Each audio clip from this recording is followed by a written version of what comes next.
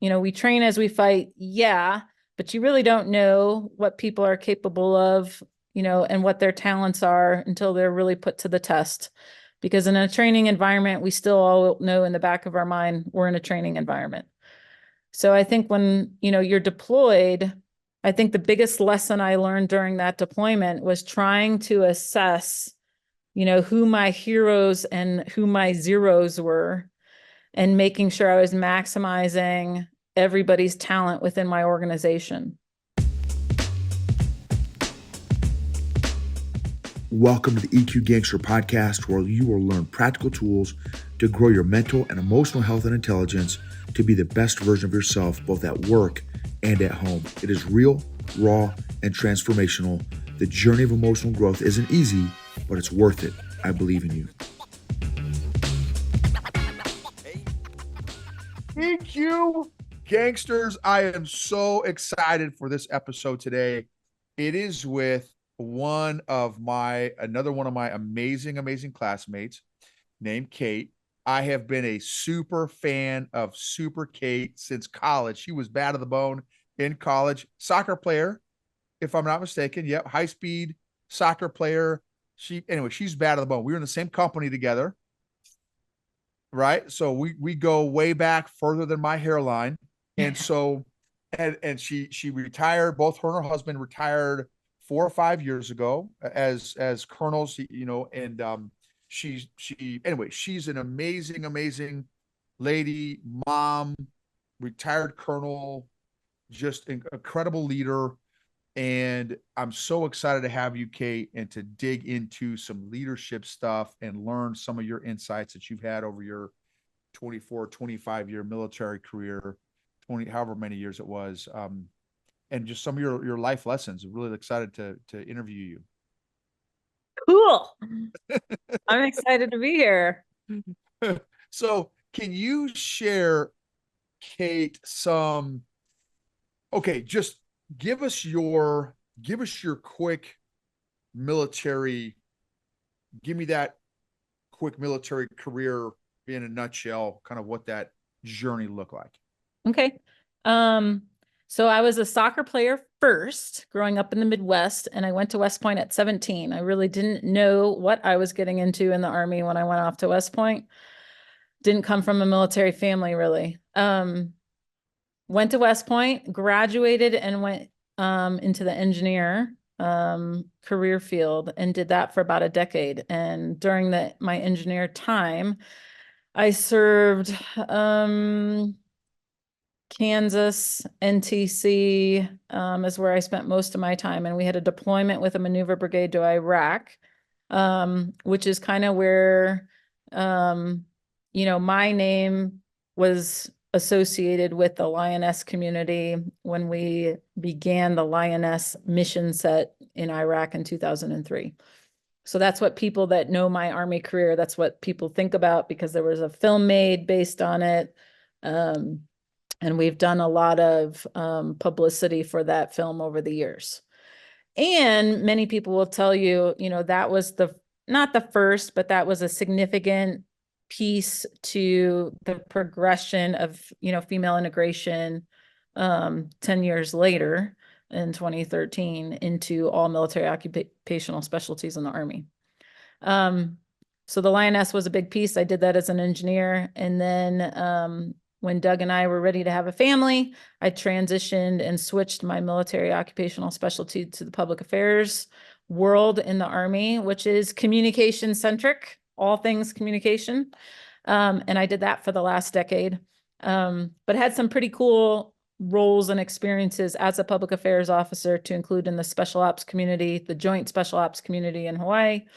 And then I served as a special assistant to the chief, the Army chief in Washington, D.C. for a couple years, traveling all over the world and supporting, his efforts and his spouse's efforts, taking care of Army families and teaching foreign militaries how we take care of Army families. Got, a couple degrees along the way. higher level degrees along the way, and then decided on our own terms, Doug and I, when we needed to exit the Army. And we did that because the Army, as you get more senior, just becomes more complex with moves and trying to stay together as a family, and then, raising our kids instead of outsourcing them. So we decided to exit on our own terms, and I did that at the 24-year mark. Doug did that at the 28-year mark, and we landed in Colorado because we love the outdoors. Um, and I'm still doing Army stuff. I still get called on occasion to talk about Lionness specifically. I just did one last week for a company up in Wisconsin. So that story, I think, still resonates, and people are still curious about that story. Okay, so yeah, absolutely. And I want to dig into that too at some point. But let me ask you now. So okay, so that was a great kind of snapshot of kind of your trajectory. So you have had the opportunity to lead and engage truckloads of leaders from many different cultures. And I'm not even talking about like foreign or international cultures. I'm just talking about in your military career. That's true. Just from the different military occupational specialties of going from engineers to PAO, or from the PAO world to the soft community to, like, I mean, within your military experience, you have had a tremendous exposure to a wide variety. So let me ask you this, Kate, like, what are some leadership lessons you have gleaned and picked up along the way, either from yourself, from your own kind of self-awareness journey, or from just being surrounded by so many other great leaders?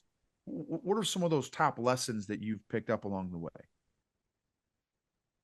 This is great. And I'll try and go through like different times through my career and just maybe three anecdotal things. When I was deployed to Iraq, I was a headquarters company commander. So the senior female in a brigade at the time as a captain, 29-year-old captain. So pretty young to be senior. And in a group of, we probably had about 25 women in my organization. But during that deployment, a lot of things surfaced with gender that we had to deal with. So I had to learn and understand myself in a deployed, a kind of a deployment setting, because the way we train and the way we train as we fight, yeah, but you really don't know what people are capable of, and what their talents are until they're really put to the test. Because in a training environment, we still all know in the back of our mind, we're in a training environment. So I think when, you're deployed, I think the biggest lesson I learned during that deployment was trying to assess, who my heroes and who my zeros were, and making sure I was maximizing everybody's talent within my organization.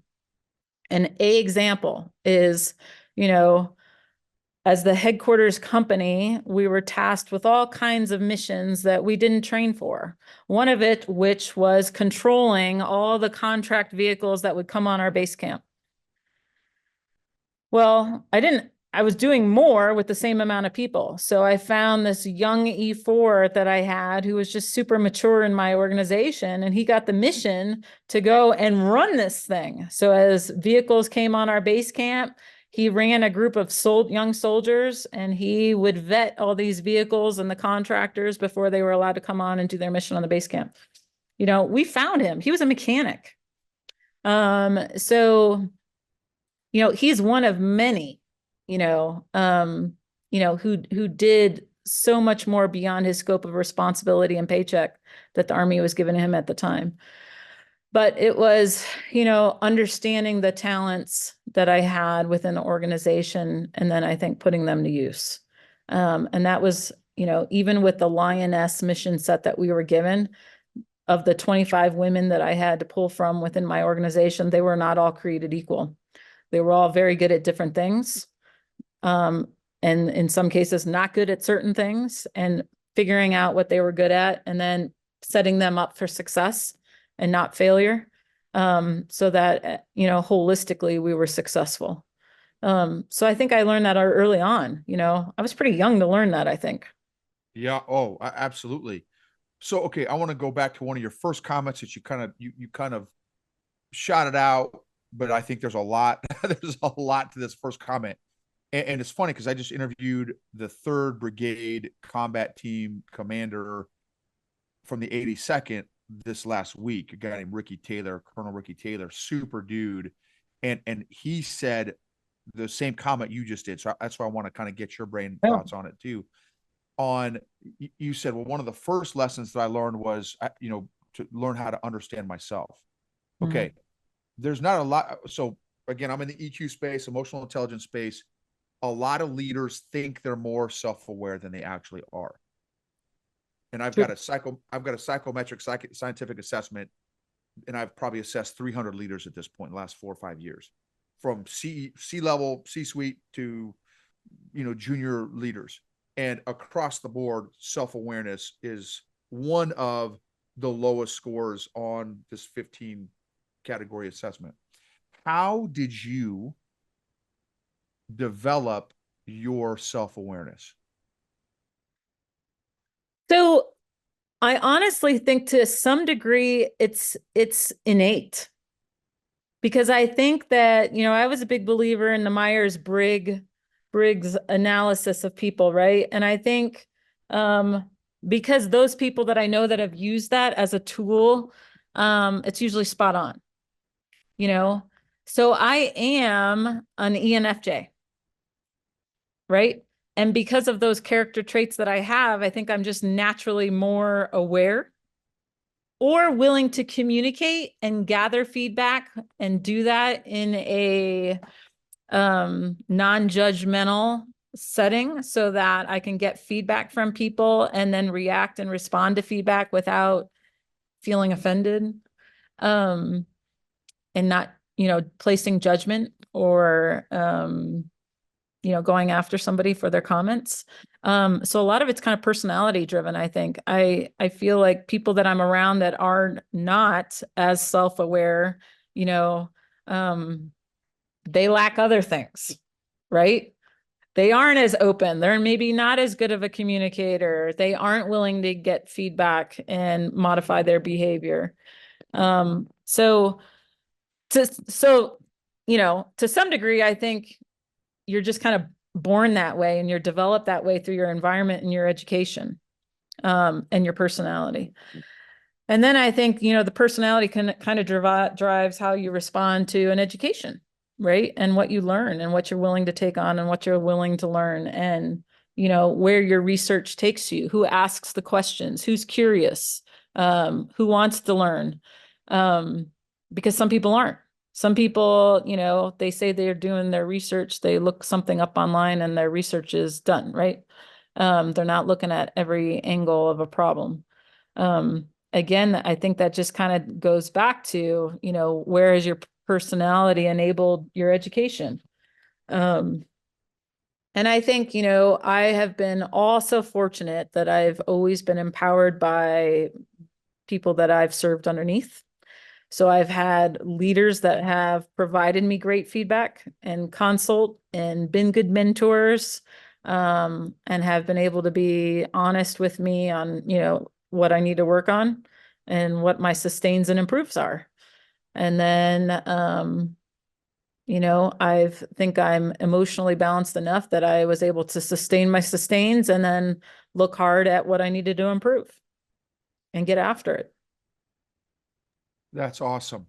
Okay, now transitioning to the next area of emphasis that you did in the earlier questions there is because I think it's also that's a very unique skill set that also a lot of leaders don't have. So in my opinion, the number of the companies that I'm working with, one of the things that I say often is, and even on my podcast, is there's a difference between being a good leader, a good coach, and a good leader who can coach.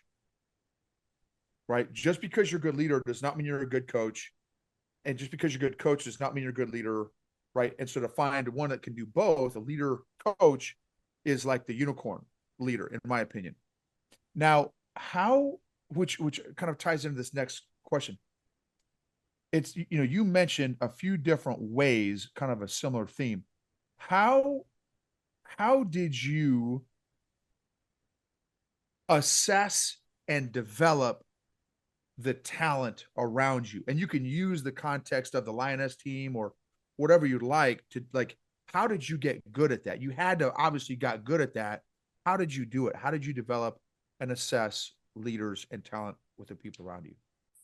Yeah, certainly it's very it's more complex, right? So it's everything from daily interactions. How does somebody communicate effectively about, you know, what they're doing on a daily basis, what their shortcomings are, their values, right? If, they display integrity, if they mess something up, if they don't, if they cover things up. The Army as a whole is very much a learning organization, right? So we train, we after action review everything, and then we retrain. And we want to sustain things, and then we want to fix things that we can't sustain or that we shouldn't be sustaining. No different, I think with the group of gals, we'll use the Lionness a mission set, again, 25 very different people. So I knew based on training, statistically, all the data points on training and how successful they were with regard to training, whether it's individual or collective training. I knew how successful they were in their roles, whatever their military occupational specialty was, i.e., do my track drivers go to a certain mechanic routinely to fix their problem, or do they stay away from that particular person? So I know who volunteers to help, who makes the coffee, who's willing to grab somebody else a cup of coffee, who lacks the motivation to, go the extra mile. So getting to know people, right, is kind of what it comes down to. So in order to manage the talent, you have to understand people and talent. So I felt pretty confident, I knew very, very well, at least half of my company, 200 people, very well. Three-quarters I knew a little bit better. There were probably only a handful that I felt like I didn't understand very well. So I think, spending time with everybody, I didn't have a problem going down in the motor pool and listening to one of the mechanics talk while they're switching out track. I don't have a problem going into the supply room and taking up a seat and having a cup of coffee with somebody while they're working on ordering supplies for the organization. With everybody within the organization, going and handing out, sitting with the medics while they're giving people vaccines and talking to people and getting to know them and understanding, potentially, especially during a deployment, what their talents are, but maybe where their shortcomings are, or maybe where they may struggle. If they've got problems on the home front, having them, getting them assistance to get through hardships as well, so that they're successful when I ask them to do something. What, let's see, what were some of the leadership lessons that you learned? Let's see. Um, yeah, what were some of the, let's do best practice. What were some of the best practices that you learned after a couple reps with the Lionness team? And for those, can you just, but before you jump into the best practices, can you just, for the audience that maybe is not familiar with the Lionness project or team, can you kind of share that and then maybe talk about some of the best practices that you learned? Yeah. So Team Lionness was kind of the origin of women's evolution in the Army and Marine Corps and other services for that matter, on how we evolved from, being excluded from combat type roles in the services to the combat exclusion policy lifting, and then eventually women being allowed to serve in any capacity in the services should they, be able to meet those requirements. So we had a couple of the battalion commanders in our brigade when we were in Ramadi in 2003 decided there was a need on the battlefield to control women and children and do things like gather intelligence or potentially safeguard them when the maneuver forces were doing searches or seizures of homes or spaces in Ramadi. And so the first mission went out in October of 2003, and we sent a couple women to support the 1-5 Field Artillery while they were doing a cordon and search mission. And they were trying to just enforce curfew, basically. So within Ramadi, there was a curfew. We expected the locals to be in their homes by a certain time at night. And we figured if they aren't in their home, there's something going on. There's either a problem or there's something nefarious. So the women went out to support that mission. It was wildly successful in that the women that supplemented the maneuver units were able to gather intelligence because women would talk to our service women. It helped us create better relationships within the local community. There was a little bit better trust. You know, at the end of the day, women, the local women population, they did not want their husbands and sons getting collected up and doing anything bad that was going to land them in jail. So, you know, they were also trying to safeguard their families. So we had zero training to do this type of thing. So we had to recognize kind of what, you know, women in our group of 25 that we had to pull from, who would be good at what. So some examples, I had Shannon Morgan, who was a wheeled mechanic, but she also kind of grew up in Arkansas, you know, shooting squirrels out of trees. She was one of the best saw gunners I had in my company. And she was physically very strong. And I had Rainey Ruthig, who was the only female non-commissioned officer I had in my unit at the same time, who was probably just under 6 feet tall and physically also very strong. You know, the two of them I would send out with the Marine Corps because they could carry a ruck and keep up with the Marines on the battlefield. I had a supply specialist that was barely 5 feet tall, who I would send out when we were going to go hand out soccer balls at a local school. She had a great smile, big personality, very extroverted, but tiny. So there was no way I was going to put a big ruck on her, you know, carrying a full kit and expect her to keep up with dismounted Marines walking the streets of Ramadi, pounding in doors. I had a signal officer at the time. She was a young captain. She's also featured in the film, who would go out usually with her communications specialist, who was also a private PFC at the time. And they would go out and cordon and searches and be supporting a maneuver company. But because she was a captain and not a soldier, I never wanted to send her out where she was all of a sudden the senior officer in charge. So she only went out on missions when I knew, you know, a maneuver company commander was going to be on the ground. So I was very deliberate and selective of talent management, the capabilities of the different ladies that I had, and then trying to make sure I spread the wealth in that I wasn't always sending the same team out all the time, and then they would get fatigued, right? So I tried to incorporate as many of these women as I could, so that they all had the opportunity, but they had an opportunity to be successful in whatever capacity I would send them out of the wire and whoever they were supporting. What we found was people were successful, you know, so, and they would get asked for by name after they went out of the wire. So to be honest, I think we got it right. So maybe we knew them well enough at the time that we sent the right group out with the right maneuver unit, so we would get asked for them by name. How we got better from a leadership standpoint over time was, again, because we're a learning organization, we would come back, we would AAR, you know, the operation or the mission, and then we would retrain. We got better at rehearsals. We got better at integrating these women when they went, you know, as they continued to go out with, you know, the same teams potentially over and over again, you know, they got to know those maneuver soldiers and figure out where they stacked up, you know, in a stack, you know, where they belonged when they dismounted vehicles. And then they started getting integrated, you know, better into rehearsals and accepted more because they demonstrated success when they went out there. So they were accepted. We struggled a little bit more with the Marine Corps when we started introducing them to the Marines. They were a little bit more put off about having them out there.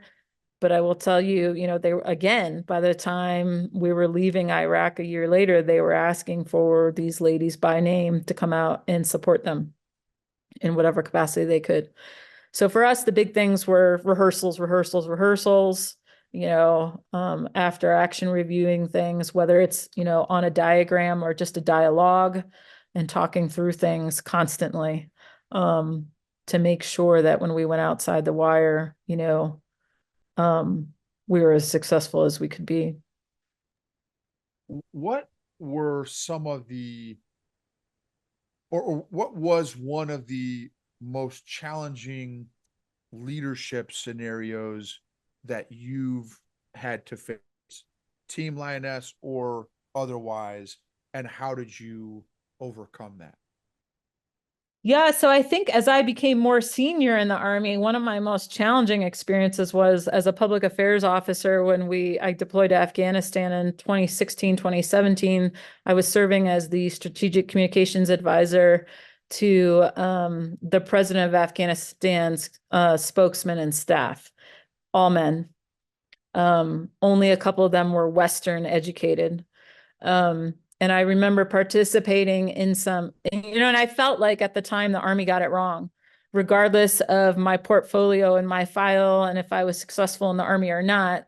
Fact of the matter is, I was a woman and I was being pushed on the Afghan men at senior levels as an advisor. And some women will tell you that they were very successful in that role, or felt they were successful in that role. I think I had mixed feelings on that success. I certainly, some of the Western educated men that were there, I think were willing to learn from me and understood what I could do for them. And then others wanted nothing to do with me because of no other reason than the fact that I was a woman. So from I just feel we as an Army got that wrong. I was not the right demographic to be in that role. I think to optimize success at the level that we were trying to optimize success, I think. So how did I handle that? Well, I did the best that I could. I found some of the success I didn't even enforce, but I would go to meetings, and sometimes some of my subordinates, all men, would come with me, and we would get asked a question in a meeting, and my male subordinates, without me telling them, would look at me and defer to me for a response. Well, that was pretty empowering that the Afghan men would look at them, ask them a question, and then they would look at me before they'd reply. So that led to, I feel like, minor gains, but not significant gains. So at the end of the day, I would tell you, I think we just did that wrong. Like, we had years to learn to learn this and learn it again and learn it again. And it's like we had amnesia, and we still, I had dwell time, so I was the one that was going.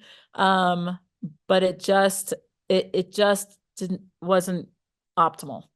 So I think that was a good hard lesson for me to learn. I thought I'd just go in there and do great things, and it was a struggle the whole year. Okay. So a number of the companies that I work with are male dominated industries and spaces. And not that that's just how it's worked out. I don't know why, but that's just happens to be the portfolio of the companies that I've got are male dominated. And I think part of the reason of how I've gotten in there is, you know, so under normal circumstances, there are a lot of the companies that I'm working with would not necessarily be companies that would be open to hearing about emotions and emotional intelligence, right? But because I look like half of their workers, right? Big, bald, bearded, tattoo guy, former military guy who's talking about emotions or emotional intelligence. You were talking about the demographic there. I think it does work for me, right? Because I'm not the PhD from Harvard in behavioral psychology who would not fit in a number of these companies, right? They would not fit the culture, vibe, whatever. Anyway, so that's a real thing that you're sharing. There's a real thing. And so, but each one of these companies has women in there, but they're definitely the minority. Yep. What advice would you give to women in male dominated spaces in terms of maximizing their own gifts and skills and what they bring to the table as a leader in whatever space it is, um and having to deal with the dynamic of a lot of dudes who are not great at communication. A lot of them are not super high EQ. uh what advice would you share to that scenario? There's a lot of ladies in that scenario. Yeah, that sure is tricky. Because it is not a one piece fits all solution set. I think about the women that I know that have been really successful amongst men, and I will tell you in many cases they've grown up in an environment around men. So they've grown up as tomboys, they've grown up with brothers, they've grown up with fathers that were very empowering, um, and women in their lives that were very powerful. Um, the women that I tend to see that really struggle with this more are the ones that don't fit into one of those categories. So they grow up as, single child, or just the only girl, no men in their lives. They weren't tomboys. They played with dolls. So they think differently. And they're not used to interacting with men, boys, and then men, other than like in a romantic level, at a romantic level. And they struggle a little bit more. I actually participated in a similar discussion up in Wisconsin a week ago. And one of the gals, had this same question. And she said, I learned how to play golf because I felt like I needed to play golf so I could go have a conversation about work in a setting where the men would be willing to talk.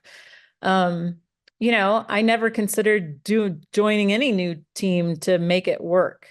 My counsel to everybody is to always, to be yourself in whatever environment you're in, so that you come across confident, professional, knowledgeable, which ultimately will lead to your success in the workplace. But candidly, sometimes that doesn't work because you've got a male that doesn't want a super girly girl in that space. Too much makeup, don't like the way you're dressed. Unfortunately, we still have that specifically in certain industries. I think there's a generational change occurring now.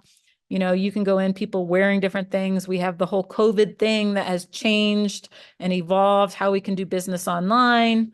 So things are changing. However, there are still people out there that feel otherwise. An example I just gave to this group last week, my daughter, who's in a public charter school, came home. She's getting ready to do the 5th grade Ameritown event where the kids all go and pretend that they have a job in a town, and they do that for a day.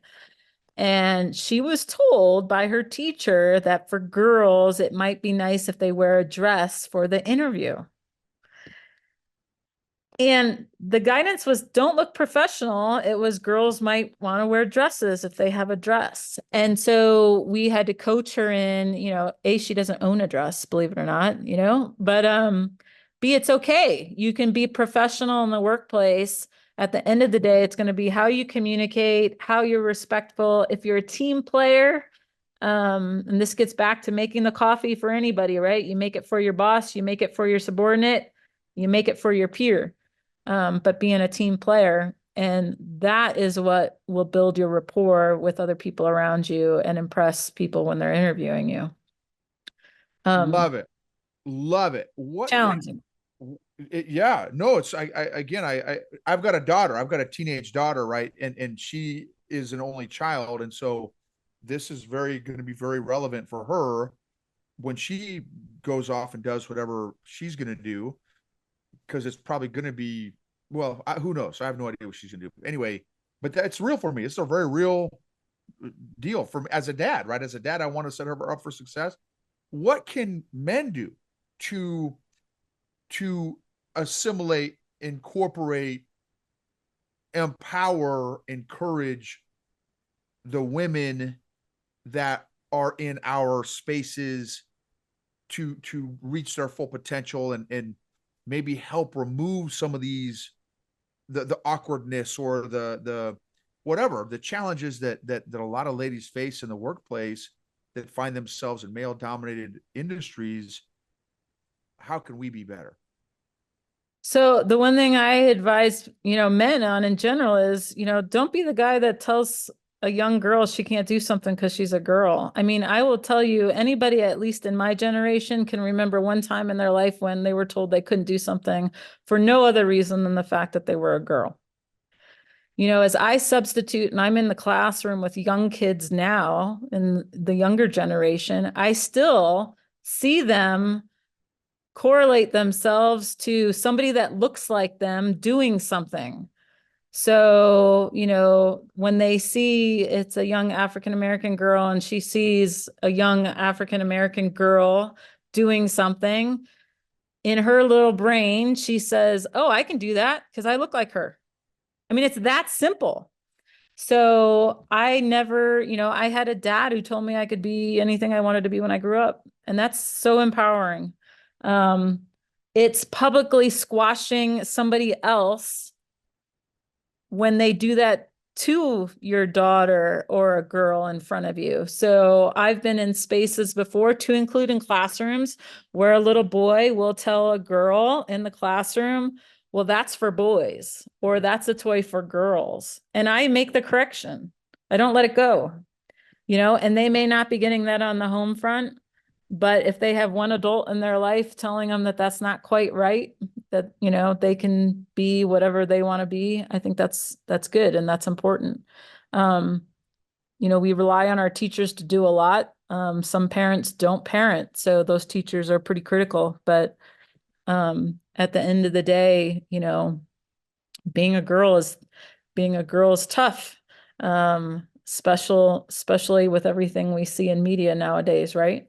So, um, positive, body image, positive STEM brain, sometimes girls, in general, what I see in the schools or the boys seem to be gravitating more towards STEM and the girls not as much, more towards the arts.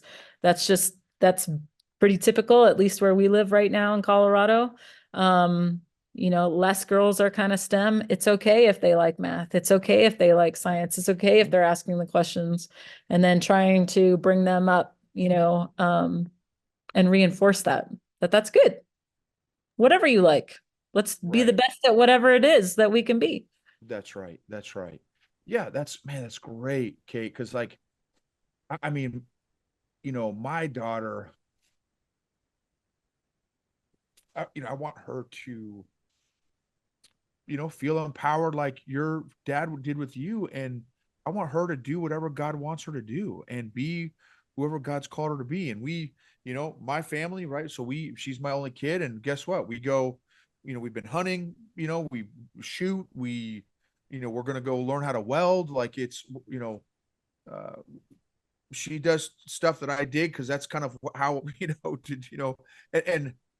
and and she digs it all. She digs it. Like she rides horses and we feed the cattle together and like I just and so when I see other women, I have a lot of empathy and like I want to encourage because like man, my daughter is going to be working in some workplace and man, if she can run across other guys that can encourage and empower her and not knock her down, like man, I want to be an empowering voice in the workplace to like and not just I mean like anybody, right? I mean it doesn't have to be, I mean obviously I've got a special place because I've got a daughter for sure, but like anybody, like I just think leaders, what I have found again in my little anecdotal world of executive coaching with a number of different companies, a lot more leaders are problem finders and fault finders than good finders or strength finders.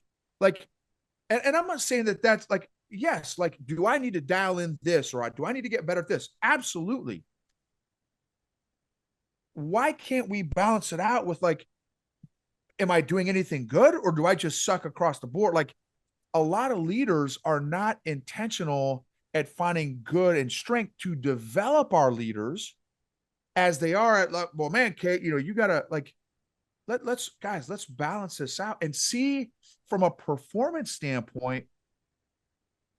I wonder how that would affect that individual's results, outcome, performance, and engagement if we focused on, right? It's honey.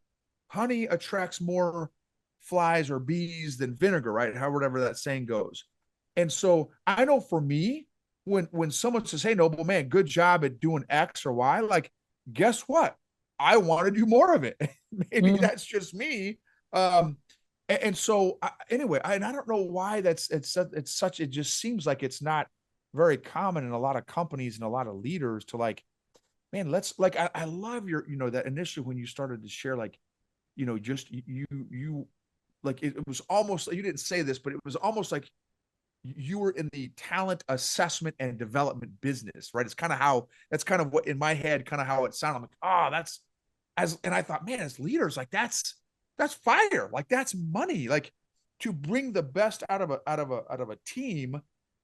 It's like we all should be good at talent assessment and development. But a lot of leaders don't. Okay, kind of last question here, Kate. One of the last questions here is, you've got to see a lot of different cultures, team cultures, organizational culture. Again, from special operations to conventional army, big army stuff. What are some traits, characteristics, qualities, factors that you would use to describe some of the best, highest performing cultures that you were exposed to, either that you were a part of or that you got to observe? Yeah, I think at the end of the day, it comes down to teamwork, right? And I think about even coaching teenage boys soccer, because I do that. I can take a less talented group, but if I maximize their talents and make them respect one another on the soccer field, for what each and everyone bring to the soccer field, we end up being successful. And I've been able to be successful with teams that start off pretty weak, and by the end of the season, we're pretty strong. So that works without a doubt. And then at the end of the day, if there is somebody that is malignant in the organization, your role as the coach, leader of that organization is to recognize that. And if you can't make it work, you got to remove them, right? So let me talk about my kindergarten class today. So there I was. And I had an amazing day yesterday with a group of gifted and talented kids in a different school. And here I am in kindergarten today.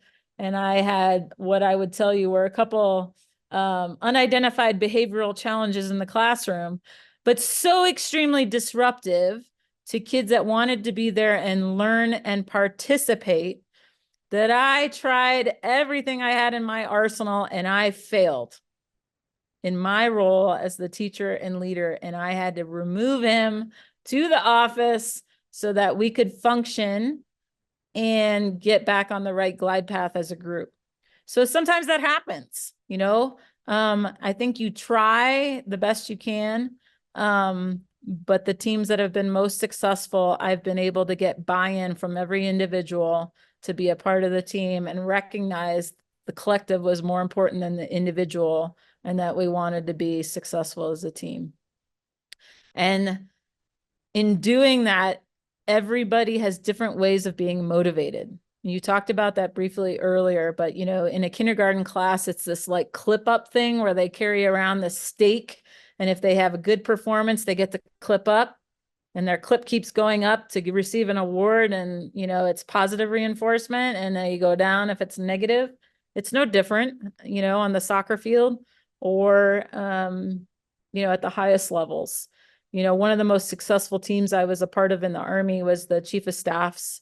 And, that was a utopia. It was the best of the best across the Army that are pulled in to support the chief and every endeavor and that he has going on. So you have the best of the best, but they still have to become a team to be successful collectively. And so, some of those people were not necessarily great team players, but they had been successful in their Army career. And so they might be an outlier in that organization. So as a leader, the trick is figuring out how to reel them in to make them feel like they're part of that group. But without a doubt, the most successful groups I've been a part of really have just come together as a team. It's not one rock star carrying, the water for everybody else. It's everybody feeling value added to that organization, and regardless of what capacity it is. I don't care if they're the person that are planning the social events for the team, but they're doing it the best that they can.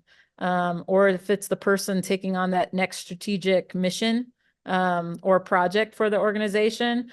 But if other people have a part of making that person successful, rewarding them for their efforts is important, and publicly rewarding people for their efforts, so that team really is a team. And again, not being afraid as the leader and the boss, that if you got somebody that ain't working and you've thrown everything you have in your own arsenal at it and you just can't make it work, sometimes it's not going to work, and that's okay. That's okay. Yeah. Yeah. That's awesome. That's great. Okay. Like last question. Let's see. So I want you to think of the best leader you've ever worked for. You don't have to say the name, but just think of that person. How would you describe them? How would you describe what traits, qualities, characteristics would you attribute to one of the best leaders you've ever worked with or worked for? Confident, calm, emotionally regulated, however, has the ability to throw in drama if drama is needed to take the team in a different direction. Values first, always, and communicates that effectively. In other words, brings people into a room, says this is what's important. And if I deviate from what I'm telling you is important, the expectation is you hold me accountable, and reel me in, protect me from myself. The last thing I think is being able to be all in on whatever. So I juggle a lot, and sometimes I feel like I'm not all in on any one thing. I feel like the leaders that I have looked up to the most have been able to be all in on something at once, and then be able to turn like that and be all in on something else, and leave, one thing to the next thing. I struggle with that because I'm still thinking about something else, maybe. Yeah, sure. Yeah. That's great. That's great. Yeah, that's great. Awesome. Kate, thank you so much. Okay. Yeah. How, if someone wanted to follow up or connect with you, what's the best way for someone to connect with you? LinkedIn works. You can find me, Katherine Guttormsen, and my profile's there, so I'm easy to spot. The Lionness is usually associated with it, but I'm doing public relations work for Authentically American, do a little freelance PR type work. But LinkedIn's a great way, and if we want to connect, I'm happy to take a conversation from there. Awesome. And can you just describe or share a little bit about Authentically American Apparel with you and the Yes. team? So we have Noble and I have a classmate named, not a classmate, West Point mate, fellow grad named Dean Wagner, who's class of 1993, and he started an apparel company, 100% American made apparel. And he focuses on business to business apparel and merch, but he does also dabble and focus in kind of specific apparel to the academies. So you'll see a lot of the sweat tees that say like "Go Army," and then when you sweat, it says "Beat Navy," which is wicked cool. But he's very proud. They're producing apparel in 11 states right now, 100% American made. You know, the socks are grown out of cotton in South Carolina, and the cotton in Texas is producing t-shirts. And he just started the company in 2017, and it's taken off. And he's building his brand. And I'm excited to be a part of it and help in whatever way I can be a part of it. Trying to bring American jobs back to people. Awesome. That's great. Pretty awesome. Thank you so much. You rock like ZZ Top. It is so great to reconnect with you, and definitely look forward to keeping in touch. Sounds good. Thank you.